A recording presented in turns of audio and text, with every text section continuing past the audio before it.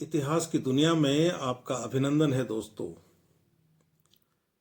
गांधी दर्शन की बात कर रहे हैं और हमारे सामने है गांधी जी की आत्मकथा सत्य के साथ मेरे प्रयोग। सत्य के साथ प्रयोग के क्रम में हम गांधी जी की प्रस्तावना की बात कर चुके हैं, जिसमें उन्होंने स्पष्ट किया कि मैंने यह आत्मकथा क्यों लिखी। उसके बाद हमने पहले अध्याय जन्म पर चर्चा की थी और पहले अध्याय पर चर्चा करने के बाद जो दूसरा अध्याय हमारे सामने आया था वह था बचपन। हम ये समझ सके हैं कि गांधी जी पर श्रवण कुमार और हरिश्चंद्र के चरित्र का अत्यधिक प्रभाव पड़ा। गांधी जी मूलतः भावुक व्यक्ति थे, संवेदनशील इंसान थे। वे अपने शिक्षक को धोखा देना नहीं चाहते थे। शिक्षा विभाग का इंस्पेक्टर जब आता है और वह कैटल की वर्तनी लिखवाता है, गांधी जी गलती करते हैं। शिक्षक अपने बूट की ठोकर लगाकर यह संकेत करता है कि तुम पास वाले के लिखे हुए को देख लो और सही कर लो, लेकिन गांधी जी ये समझते हैं कि शिक्षक यह देखने के लिए खड़े हैं कि मैं कहीं नकल तो नहीं कर रहा। गांधी जी अकेले ऐसे विद्यार्थी होते हैं उस समय जिनकी वर्तनी अशुद्ध होती है, लेकिन फिर भी शिक्षक के प्रति उनका विनय कम नहीं होता। एक अनुशासित विद्यार्थी के रूप में गांधी जी स्कूल जाते रहे, आते रहे। दूसरी किताबें पढ़ने का उनको समय नहीं मिलता था, क्योंकि उनको लगता था कि यह स्कूल का काम ही बहुत है, जो शिक्षक ने दिया है उतना काम तो करना है। लेकिन पिताजी की लाई हुई एक किताब श्रवण पितृ भक्ति नाटक उन्होंने पढ़ी और श्रवण कुमार का चरित्र उनको द्रवित कर गया। फिर कोई नाटक कंपनी आई थी जिसने हरिश्चंद्र का आख्यान दिखाया। वे लिखते हैं कि मुझे बाद में पता चला कि हरिश्चंद्र का जो चरित्र है वह ऐतिहासिक नहीं है, साहित्यिक है। लेकिन आज भी मेरे सामने यदि हरिश्चंद्र का नाटक खेला जाए तो मैं रो पड़ूं। सत्य के मार्ग पर चलते हुए हरिश्चंद्र ने जो दुख देखे, उन दुखों का स्मरण करके गांधी जी बहुत बार रोए। फिर अगले अध्याय में, तीसरे अध्याय में वे बाल विवाह की बात करते हैं और वे कहते हैं कि यह प्रकरण लिखते हुए मुझे कई कड़वे घूंट पीने पड़ेंगे, क्योंकि मैं कई बातें नहीं लिखूंगा। जो लिखना है वह सत्य लिखना है। वे लिखते हैं कि मैं जब देखता हूं मेरी 12-13 साल के बच्चों को, तो मैं उनको बधाई देना चाहता हूं मन ही मन कि उनको मेरे जैसी स्थिति से नहीं गुजरना पड़ा, उनका बाल विवाह नहीं हुआ। गांधी जी कहते हैं कि मेरी 3 बार सगाई हुई। 13 साल की उम्र से पहले, ये 7 साल की उम्र में ही हो गई थी एक सगाई, उसके पहले हो गई थी, तो 2 लड़कियां मर गई और 2 कन्याएं मर गई। फिर गांधी जी ये कहते हैं कि भाई मुझे याद नहीं पड़ता कि मेरी सगाई कब हुई थी, क्योंकि घर वालों को ही पता होता था, लड़के को नहीं बताया जाता था। वे कहते हैं कि हम 3 भाई थे, सबसे बड़े का विवाह हो चुका था, मझला भाई मुझसे 2 या 3 साल बड़ा था, और एक मेरे काका जी का लड़का था। तो घर वालों ने 3 विवाह एक साथ किए, मेरे बड़े भाई का, मेरा और मेरे काका जी के लड़के का। बड़ी मार्मिक टिप्पणी है उनकी, गांधी जी की, हिंदू विवाह पर। वे कहते हैं कि इन विवाहों में हमारे कल्याण की कोई बात नहीं थी, बात सिर्फ बड़ों की सुविधा और खर्च की थी। मैं गांधी जी का लिखा हुआ पढ़ रहा हूं। अनुवाद है वैसे तो गुजराती में है मूल किताब तो, कि हिंदू संसार में विवाह कोई ऐसी वैसी चीज नहीं। वर कन्या के माता पिता विवाह के पीछे बर्बाद होते हैं, धन लुटाते हैं और समय लुटाते हैं। महीनों पहले से तैयारियां होती हैं, कपड़े बनते हैं, गहने बनते हैं, जाति भोज के खर्च के हिसाब बनते हैं, पकवानों के प्रकारों की होड़ बधी जाती है। औरतें गला हो चाहे न हो तो भी गाने गा गा कर अपनी आवाज बैठा लेती हैं, बीमार भी पड़ती हैं। पड़ोसियों की शांति में खलल पहुंचता है। बेचारे पड़ोसी भी अपने यहाँ प्रसंग आने पर यही सब करते होते हैं। इसलिए शोरगुल, जूठन, दूसरी तरह की गंदगियां, सब कुछ उदासीन भाव से वे सह लेते हैं। तो गांधी जी कहते हैं कि घर वालों ने यह सोचा कि ऐसा झमेला बजाय 3 बार के एक ही बार कर लिया जाए, कितना बढ़िया हो। 3 बार में जो खर्चा होगा, एक बार में उससे कम खर्चा लगेगा और काम भी अच्छा होगा। तो उन्होंने कहा कि मेरे पिताजी और मेरे काका जी बूढ़े थे, तो हम उनके आखिरी लड़के ठहरे, इसलिए उनके मन में यह रहा होगा कि हमारा विवाह रचा के वे आनंद लूट लें जीवन का, बचे हुए जीवन का। तो उन्होंने कहा कि भाई तैयारी हो गई विवाह की।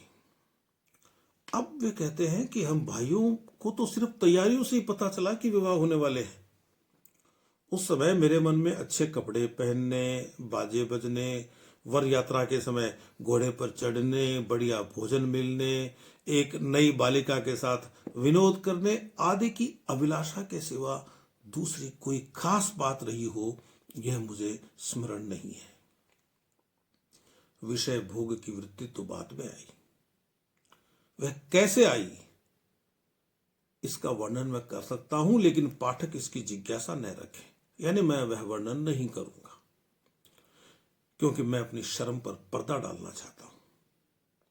जो कुछ बताने लायक है वह आगे आएगा। उन्होंने कहा कि हम 2 भाइयों को राजकोट से पोरबंदर ले जाया गया। वहां हल्दी चढ़ाने आदि की जो विधि हुई वह मनोरंजक थी, लेकिन उसकी चर्चा छोड़ देने लायक है। पिताजी दीवान थे, लेकिन फिर भी थे तो नौकर ही। उस पर उन्होंने, ठाकुर साहब ने छोड़ा नहीं, उनको भेजा नहीं, तो आखिरी घड़ी तक नहीं छोड़ा। अंत में छोड़ा तो विवाह के 2 दिन पहले छोड़ा, तो वे बिल्कुल समय पर पहुंच सकते थे, तो उन्हें पहुंचाने के लिए खास व्यवस्था की गई। पर विधाता ने तो कुछ और ही सोचा था। राजकोट से पोरबंदर 60 कोस की दूरी पर है। बैलगाड़ी से 5 दिन का रास्ता था। पिताजी 3 दिन में पहुंचे। आखिरी मंजिल में तांगा पलट गया। पिताजी को कड़ी चोट आई, हाथ पर पट्टी, पीठ पर पट्टी। विवाह के संबंध में उनका और हमारा आधा आनंद जाता रहा। फिर भी ब्याह तो हुए ही, लिखे हुए मुहूर्त कभी टल सकते हैं। मैं तो विवाह के बाल उल्लास में पिताजी का दुख भूल गया। मैं तो विवाह के बाल उल्लास में पिताजी का दुख भूल गया। आत्मकथा का सबसे बड़ा तत्व यही होता है कि सत्य प्रकट किया जाए।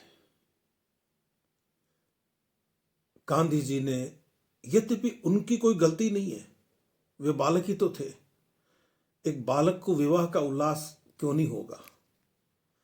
वह तो उतनी ही बातें समझता था जैसे कि वे बता चुके हैं, खाना पीना, घोड़े पे चढ़ना, नाचना गाना, बस। लेकिन गांधी जी ने इस सत्य को स्वीकार किया। उन्होंने कहा कि मैं पितृभक्त तो था ही, पर विषय भक्त भी तो वैसा ही था। यहां विषय का मतलब इंद्रिय का विषय नहीं है, बल्कि भोग मात्र है, जो वे बता चुके हैं। माता पिता की भक्ति के लिए सुखों का त्याग करना चाहिए, यह ज्ञान तो आगे चलकर मिलने वाला था। तो इस पर भी उन्होंने कहा कि मुझे याद आता है कि पिताजी ने शरीर की पीड़ा भोगते हुए बाहर से प्रसन्नता का प्रदर्शन ही किया। प्रसन्न तो वे मन में थे ही, लेकिन शरीर तो कष्ट में था। उन्होंने लिखा है कि उस समय तो मुझे सब कुछ अच्छा ही लगा था, मनपसंद ही लगा था, लेकिन बाद में समझ में आया कि वह अच्छा नहीं हुआ था। वे कहते हैं कि हम मंडप में बैठे, फेरे हुए और कंसार खाया खिलाया और वर वधू साथ में रहने लगे। वे लिखते हैं, वह पहली रात दो निर्दोष बालक अनजाने संसार सागर में कूद पड़े। भाभी ने सिखलाया कि मुझे पहली रात कैसा बर्ताव करना चाहिए। धर्मपत्नी को किसने सिखलाया, सो मुझे पूछने की बात याद नहीं है। अब भी पूछा जा सकता है, लेकिन पूछने की इच्छा नहीं होती। पाठक यह जान लें कि हम दोनों एक दूसरे से डरते थे। यह डर संकोच का था, संकोच था उनको। ऐसा भास मुझे है कि हम एक दूसरे से डरते थे, एक दूसरे से शर्माते तो थे ही। बातें कैसे करना, क्या करना, सो मैं क्या जानूं। लेकिन जब संस्कार बलवान होते हैं तो वहां सिखाई हुई बातें गैर जरूरी हो जाती हैं। धीरे धीरे हम एक दूसरे को पहचानने लगे, बोलने लगे। हम दोनों बराबरी की उम्र के थे, पर मैंने तो पति की सत्ता चलाना शुरू कर दिया। पति की सत्ता चलाना भारतीय समाज का क्या, पूरी दुनिया के समाज का एक सच गांधी जी ने उजागर कर दिया कि भले ही विवाह बाल विवाह होता हो,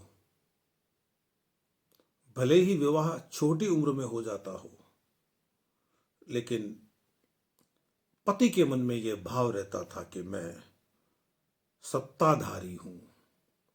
और यह बात गांधी जी ने लिखी थी। चौथा अध्याय है पतित्व का। वे लिखते हैं कि जिन दिनों मेरा विवाह हुआ, उन दिनों निबंधों की छोटी छोटी पुस्तिकाएं पैसे पैसे की पाई पाई की मिला करती थी, निकलती थी। जैसे दंपति प्रेम, कम खर्ची, बाल विवाह आदि विषयों की चर्चा होती और मैं उन निबंधों को खूब पढ़ता। वे कहते हैं कि मेरी आदत है कि जो मुझे अच्छा लगे मैं उसे याद रखता हूं, जो मुझे अच्छा नहीं लगता है मैं उसे भूल जाता हूं। उन्होंने कहा कि मैंने पढ़ा कि एक पत्नी व्रत का पालन करना पति का धर्म है। यह बात मेरे हृदय में रम गई। सत्य का मुझे शौक था, इसलिए मैं पत्नी को धोखा तो दे ही नहीं सकता था। इसलिए मुझे समझ में आया कि किसी दूसरी स्त्री से संबंध नहीं रखना चाहिए। यद्यपि छोटी उम्र में तो एक पत्नी व्रत के भंग होने की संभावना बहुत कम होती है। उन्होंने कहा कि मैंने यह सोचना शुरू किया कि फिर पत्नी को भी एक पतिव्रत पालन करना चाहिए। इसके कारण मैं ईर्ष्यालु हो गया कि कहीं मेरी पत्नी इस व्रत को तोड़ न दे। तो वे कहते हैं कि तो पत्नी को भी एक पतिव्रत का पालन करना चाहिए। इस विचार के कारण मैं ईर्ष्यालु पति बन गया। पालना चाहिए मैं पलवाना चाहिए के विचार पे पहुंचा कि एक पतिव्रत का पालन करवाना चाहिए। आप इसे ऐसे समझ सकते हैं। गांधी जी के हिसाब से मुझे यह करना था।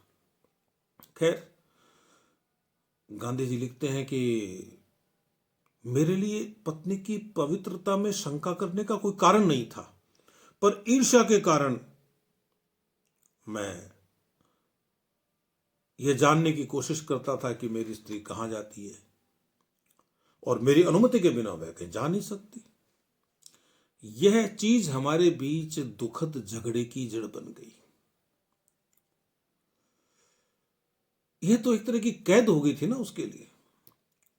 और कस्तूरबा ऐसी यद्यपि निरक्षर थी वह, कि जहां इच्छा होती वहां मुझसे पूछे बिना जरूर जाती और मैं उतना ही ज्यादा चिढ़ता। इसलिए हमारे बीच में बोलचाल बंद होना तो हम बालकों के बीच में सामान्य बात हो गई। और कस्तूरबाई ने जो स्वतंत्रता बरती उसे मैं निर्दोष मानता हूं। जिस बालिका के मन में पाप नहीं है वह देव दर्शन के लिए जाने पर या किसी से मिलने जाने पर मेरा दबाव क्यों सहन करे। लेकिन मैं तो अपनी पत्नी को आदर्श पत्नी बनाना चाहता था। हम दोनों एक दूसरे में ओतप्रोत रहें, यह चाहता था। कस्तूरबा में यह भावना थी या नहीं मुझे नहीं पता। वह निरक्षर तो थी लेकिन स्वभाव से सीधी, स्वतंत्र और मेहनती थी, कम बोलने वाली थी। वे स्वीकार करते हैं और इसमें कोई नई बात भी नहीं है कि मैं अपनी स्त्री के प्रति विषयासक्त था। शाला में भी उसके विचार मेरे मन में आते रहते थे। कब रात हो और कब हम मिले, वियोग ऐसा ही था। और मैं अपनी निकम्मी बातों से, बेकार की बातों से उसको जगाए भी रखता था देर तक। इस आसक्ति के साथ मुझ में यदि कर्तव्य का विचार नहीं होता, कर्तव्य के पालन का विचार नहीं होता, तो मैं आज मौत के मुंह में चला गया होता, या मैं इस संसार में एक बोझ बनकर जिंदा रहता। इसलिए मैं उसके प्रति मेरे कर्तव्य क्या है इनका भी ध्यान रखता था। वे कहते हैं कि मुझे उसको पढ़ाने की बहुत इच्छा थी, लेकिन विषय वासना मुझे पढ़ाने नहीं देती थी। एक तो मुझे उसको जबरदस्ती पढ़ाना, उसका पढ़ने का मन नहीं। दूसरा, रात के एकांत में हो सकता था यह, बड़ों के सामने तो स्त्री की तरफ देखा भी नहीं जा सकता था, फिर बातचीत कैसे होती। वे लिखते हैं, उन दिनों काठियावाड़ में घूंघट निकालने का निकम्मा और जंगली रिवाज था, आज भी बड़ी हद तक मौजूद है। इसलिए वे कहते हैं कि मेरे लिए उसको पढ़ाने की परिस्थिति अनुकूल नहीं थी, प्रतिकूल थी। और जब मैं नींद से जागा, विषय की नींद से मैं जागा, तब तक मैं सार्वजनिक जीवन में कूद चुका था, इसलिए बाद में मुझे समय नहीं मिला। अब वो कस्तूरबा तो इतना ही जानती है कि वह पत्र लिख ले या वह साधारण गुजराती को समझ दे। यदि वह पढ़ती, मैं यदि विषयासक्त नहीं होता, वे लिखते हैं कि मेरा प्रेम विषय से दूषित न होता, तो वह आज एक विदुषी होती। मैं उसके पढ़ने के आलस्य को जीत सकता था, लेकिन ऐसा मैंने किया नहीं। वे लिखते हैं कि हिंदू समाज में यदि बाल विवाह का घातक रिवाज है, तो उसमें थोड़ी सी मुक्ति दिला देने वाला रिवाज भी है। वे कहते हैं कि प्रारंभ के वर्षों में पत्नी आधे समय तक पीहर में रहती थी, तो उस कारण मैं उसको नहीं पढ़ा सका। फिर 18 साल की उम्र में मैं विलायत चला गया, उसलिए लंबे समय तक इसके कारण हमारा सुंदर वियोग रहा। विलायत से लौटने पर 6 महीने ही साथ में रहे, क्योंकि मैं तो राजकोट और मुंबई के बीच में आता जाता रहता था। इसी बीच में दक्षिण अफ्रीका से बुलावा आ गया और मैं वहां चला गया, तो गांधी जी कस्तूरबा को पढ़ा नहीं सके। तो ये गांधी जी की जो आत्मकथा के प्रसंग हैं, ये हर व्यक्ति के लिए प्रेरणादायी है। हमें कोशिश करनी चाहिए कि हम गांधी जी की आत्मकथा सत्य के साथ मेरे प्रयोग से कुछ सीख सकें। अगली बार मिलेंगे तो हम एक नए पाठ के साथ मिलेंगे। तब तक आप अपने इस मित्र को आज्ञा दीजिए। नमस्ते।